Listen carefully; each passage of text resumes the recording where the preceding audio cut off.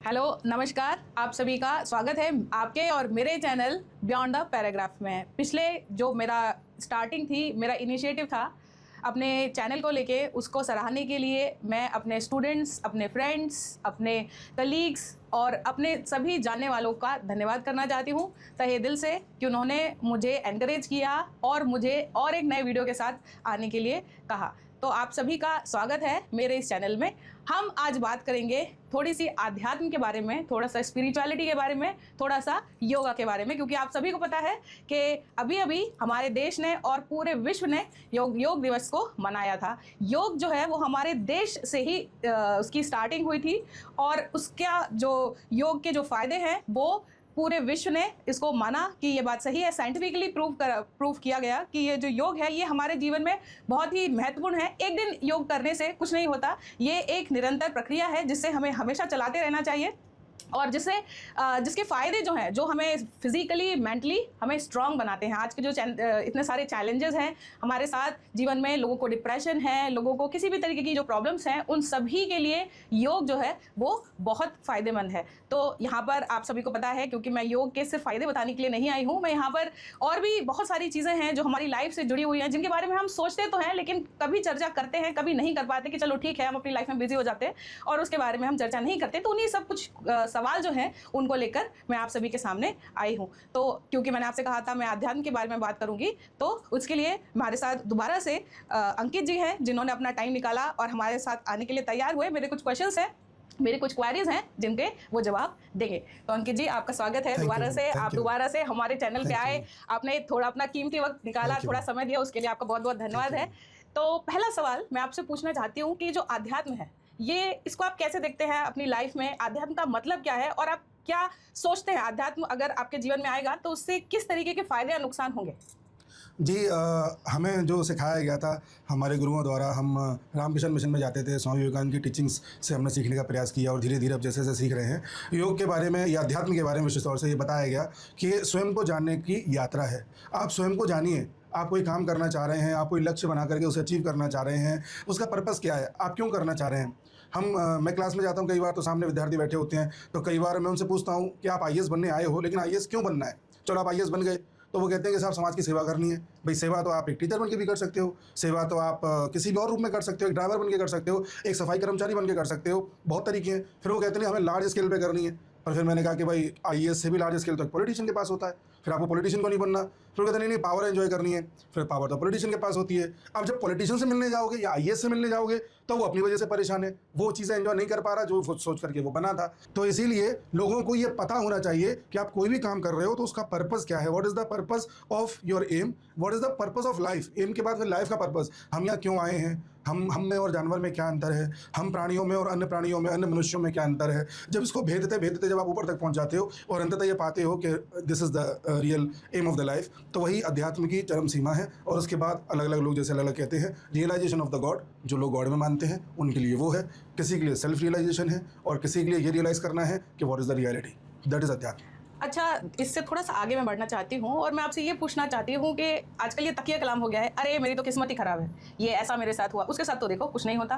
तो इस चीज़ को आप कैसे लेते हैं कि आपकी किस्मत खराब है? क्या ये प्रीडेस्टिन्ड है, या अगर मैं अच्छा करूँगी तो मुझे अच्छा ही मिलेगा, या मैं बुरा करूँगी तो बुरा ही होगा मेरे साथ? ऐसा तो होता नहीं है, हम सभी को पता है। हमें लगता है कि मैंने अच्छा करा लेकिन फिर भी मेरे साथ बुरा हुआ, या वो बुरा करता है लेकिन उसके साथ अच्छा ही हमेशा होता है। ये बहुत सवाल हमारे मन में होते हैं। तो इसको लेके आपकी राय क्या है या आपके क्या विचार हैं? देखिए मैम, इस बारे में अलग अलग लोगों की अलग अलग राय रही है। अभी मैं कोई एक बात कहूँगा, वो भी पूर्णतः सत्य नहीं है। मान लो कोई आदमी गॉड में नहीं मानता होगा तो वो इस चीज़ को नहीं मानेगा, नास्तिक आदमी नहीं मानेगा।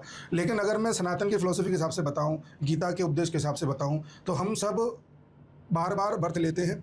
ये जो शरीर है ये कपड़ों की तरह है जो समय के साथ बदलता रहता है। अंदर जो आत्मा है वो हमेशा जिंदा रहती है। तो हमें जो कुछ भी प्राप्त हुआ है, जिस घर में हमने जन्म लिया है, जिस गरीबी अमीरी में हम पैदा हुए हैं, जिस अभाव या विलासिता के साथ हम पैदा हुए हैं, या जो भी हम बनेंगे करेंगे, जो भी फल है, वो मुख्यतः आपने अभी तक कैसे काम किए हैं, किस तरह का आपका नेचर रहा है पूर्व जन्मों में, उसका भी असर होता है। और थोड़ा बहुत आपका पुरुषार्थ भी होता है जो आप इस जन्म में करते हैं। लेकिन ये बात कहना कि जैसे मैम बता रही है कि भाई मेरी तो किस्मत ही खराब है, ये मेरे साथ ही ऐसा क्यों होता है, ये परसेप्शन की बात है, नज़रिए की बात है। मैं एक एग्जांपल मैम आपको बताना चाहूँगा। एपीजे अब्दुल कलाम साहब, वो फाइटर पायलट बनना चाहते थे। वो अपना एसएसबी देने के लिए उत्तराखंड गए थे उत्तराखंड में एसएसबी हुआ, फाइनल जो भी रिजल्ट आया और वो आउट हो गए थे। टोटल 8 लोगों को सिलेक्ट किया गया था, वो 9वें स्थान पे थे, नहीं सेलेक्ट हो पाए। उस दिन बहुत परेशान थे, बहुत व्याकुल थे। देहरादून से होते हुए फिर वो ऋषिकेश आए और ऋषिकेश में एक जगह पर बैठ कर के इतनी व्याकुलता के साथ नदी किनारे बैठकर विलाप कर रहे थे, क्योंकि वापस लौटने का उतना पैसा भी नहीं था, तमिलनाडु लौटना था, आगे क्या करना है कुछ पता नहीं था। एक तरह से उनके लिए जीवन समाप्त था। उनकी कहानी में अग्नि की उड़ान उनकी किताब है, विंग्स ऑफ फायर, उसमें तो उन्होंने ये भी बताया कि आत्महत्या तक करने की उन्होंने सोच लिया था। फिर वहाँ पर उनको एक ऋषि मुनि मिले, उनसे बातचीत हुई तो उन्होंने समझाया कि तुम किसी बड़े उद्देश्य के लिए बने हो, टेंशन मत लो। उस दिन अगर कलाम साहब ये कहें कि यार मेरी तो किस्मत में ये लिखा है, मेरा तो कहीं कुछ होता ही नहीं है, मेरे साथ तो बुरा ही बुरा लिखा है, तो वो एक लोअर सोच होती। लेकिन विद द टाइम कलाम साहब से, अब तो हमारे बीच नहीं है, लेकिन अब उनसे आप पूछिए जब वो लास्ट टाइम में थे कि आपको क्या लगता है वो उस दिन हुआ जो सही हुआ या गलत हुआ, तो कहेंगे वो तो सही हुआ। उसके बाद में इतना बड़ा साइंटिस्ट बना, पूरे देश का राष्ट्रपति बना। मैं अगर फाइटर पायलट बन जाता तो हो सकता है कोई मेरा नाम भी ना जानता, वो भी अपने आप में एक डिग्निफाइड जॉब है। लेकिन आज इतना बड़ा साइंटिस्ट में बना, देश का राष्ट्रपति बना, तो मुझे दुनिया में लोग जानते हैं। तो कई बार आपके साथ जो होता है आपको लगता है कि मेरे साथ बहुत बुरा हो रहा है और आप मरने तक का सोच लेते हैं। लेकिन जब आप उसे लार्जर कॉन्टेक्स्ट में देखते हैं, आज के 10 साल बाद 20 साल बाद उसे पलट के देखेंगे तो आप पाएंगे कि यार जो हुआ था अच्छा हुआ था। एक आध्यात्मिक व्यक्ति की विशेषता यही है कि वो हर इंसिडेंट को सोच करके आगे बढ़ता है कि जो हो रहा है अच्छा हो रहा है, जो होगा अच्छा होगा। क्योंकि जो हमारे साथ हो रहा है, हमारी सोच बहुत कन्फाइंड है, हम उसे नहीं सोच सकते कि ये हमारे साथ किस लेवल का हो रहा है। मैं आपको अपना उदाहरण देता हूँ। 2012 से लेकर के 2020 तक मैंने बहुत कोशिश करी कि मेरी सरकारी नौकरी लग जाए, मैं ऑफिसर बन जाऊं। पहले मैं CRE रेलवे में जाना चाहता था, फिर मैं IAS की तैयारी की, PCS की तैयारी की, तमाम तरह के और भी एग्जाम्स दिए, पर मेरी कभी सरकारी नौकरी नहीं लगी। उस टाइम में इतना व्याकुल था, मुझे कोई सरकारी कर्मचारी भी दिख जाता था, एक क्लर्क भी दिख जाता था, तो मुझे लगता था कि ये कितना किस्मत वाला है और मैं कितना बेकार किस्मत का हूँ।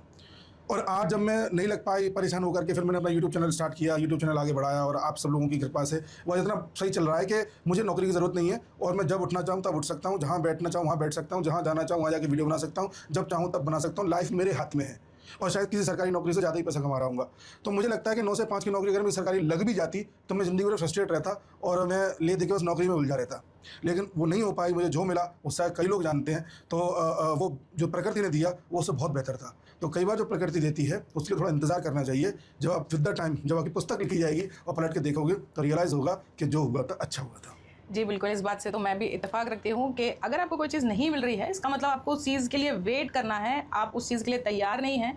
और एक कहावत है, होनिंग ऑफ स्किल्स। होनिंग मतलब अपने आप को और तराशना है, आपको आगे बढ़ना है जिससे कि आप उस चीज़ के लायक बन पाएँ। आप अभी उस चीज़ के लायक नहीं हैं, आपको वो चीज़ नहीं मिली है, लेकिन आपको उसके लिए लायक बनना पड़ेगा और उसके बाद जब आप उसके लिए परफेक्ट होंगे तब आपको वो चीज़ ज़रूर मिलेगी। इस बात को मैं भी मानती हूँ। इसी के साथ मेरा दूसरा क्वेश्चन, जो आपने बोला था कि पूर्व जन्म के हमारे कर्म होते हैं, तो आप पूर्व जन्म को मानते हैं? पूर्व जन्म का हमारा ये जो बर्थ है इस पर क्या इफेक्ट पड़ता है? अगर कोई बच्चा होता है तो हमारे यहाँ हमेशा उसके ग्रह नक्षत्र दिखते हैं। अरे बच्चा इस टाइम में हुआ है तो तुरंत उसके ग्रह नक्षत्र देखे जाते हैं।